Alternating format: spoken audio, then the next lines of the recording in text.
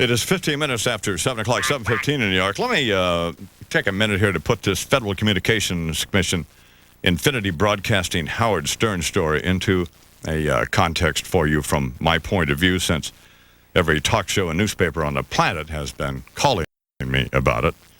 And I thought this would probably be a good opportunity to do that.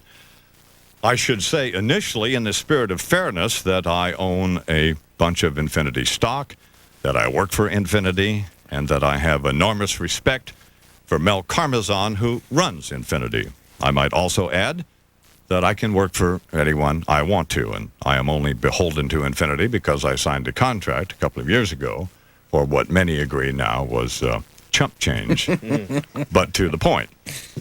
To put the Stern mess into context from my perspective, you've got to break it down into its component parts in order to see what's really involved. The FCC, what Stern does, what Stern ought to be able to do, and finally, Stern himself. Well, first of all, the FCC is egregiously wrong in holding Infinity Broadcasting hostage to Stern by delaying the purchase of radio stations we want to buy while it considers the complaints against him. It's a peevish, petulant attitude at best. At worst, it's piling on. A power abuse trip by a smug band of regulators who are a textbook example of what happens when you give 10 badges to people who suffer a persistent sense of inadequacy. It's the same psychosis that produced the Rodney King incident and now gives us the commissioners of the FCC.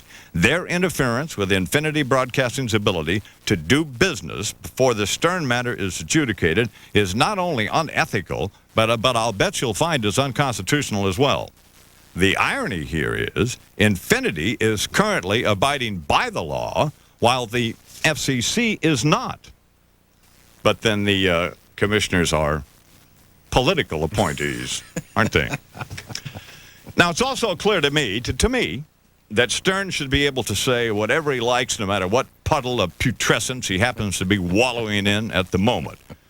Praying for the former commissioner of the FCC to die of cancer, as an example, for example. The point, though, is this. If every time some slug says something that offends us, we're thrown into wild expurgatory paroxysms, then let's just repeal the First Amendment right now and be done with it.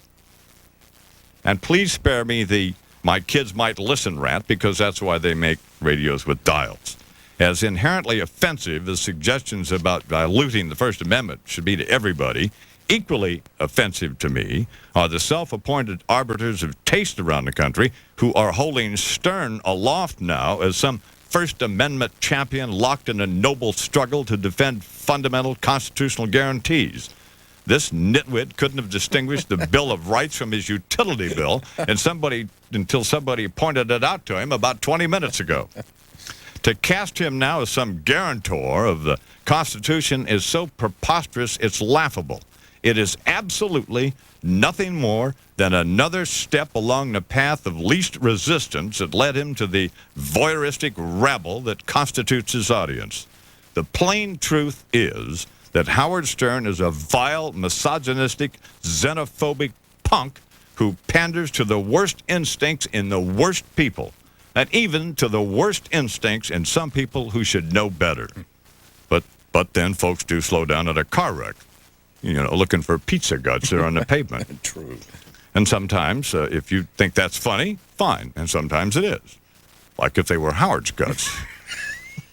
That's horrible. Spilled as a result of the accident he just had on the way to an appointment with his proctologist or whatever. The issue is that Stern should be able to say what he wants. You should be able to listen to what you want. And Infinity Broadcasting's ability to do business should suffer for neither, stifled by some strutting panel of culture cops decrying the excesses of his species. You know what the real deal is? Because I worked with him. He's stupid. That's the deal. He's a moron. There's nothing more, nothing less. He's stupid. I realize better than most folks that humor is subjective. He's just stupid. I also understand that the First Amendment isn't a stupidity test and that it guarantees both contemptuousness and virtue. I mean, if it didn't, how would I be on the air? Yet perhaps the worst insult in all of this occurs when some referee of refinement equates Howard Stern to George Carlin or, for God's sake, Lenny Bruce, two guys who stuck controversial humor in your face for a purpose. When Lenny Bruce said it was a brilliant attempt to drain the malice from that term to the point that when some little 5-year-old black kid heard it, it wouldn't break his heart. The only thing Stern sticks in your face is a repulsive, mean-spirited, bully demeanor, energized by the power of his cheap celebrity that allows him to humiliate people who can't defend themselves. Anybody can do that. I can do that. I mean, we do work for the same company. And as the saying goes, been there, done that. Because, I mean, I did start all this shock jock business back when it was novel. And for those of you who think Howard's act is the result of some nouveau creative genius, the facts are when he came here to New York from Washington, D.C., he was doing my act. Obviously, he had to come up with something else. And the tapes are available, by the way. So Stern is doing what he wants to do. I'm doing what I want to do.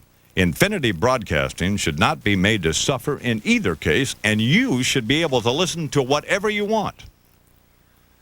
Coming up in a few minutes, I'll be talking with Senator Bill Bradley, and Howard's going to have a lesbian stick a tent pole through her nipples. Oh, God. Maybe I can tape it. Why did you want to do this, President Clinton? Why did you want to have a radio talk with Don Imus this morning? Well, I've enjoyed talking with him in the past, and as you pointed out earlier, he did endorse me in the New York primary. He's got an enormous listening audience of people who talk about politics in the course of other things in life. He's also on an all-sports radio station, so there are people who listen to him who may not follow every in and out of development here in Washington. So I think it gives me a chance to reach a different sort of audience. And I also think he's an interesting man. I just enjoy doing it. Imus in the morning on the Fan, Sports Radio 66, WFAN. It is 50.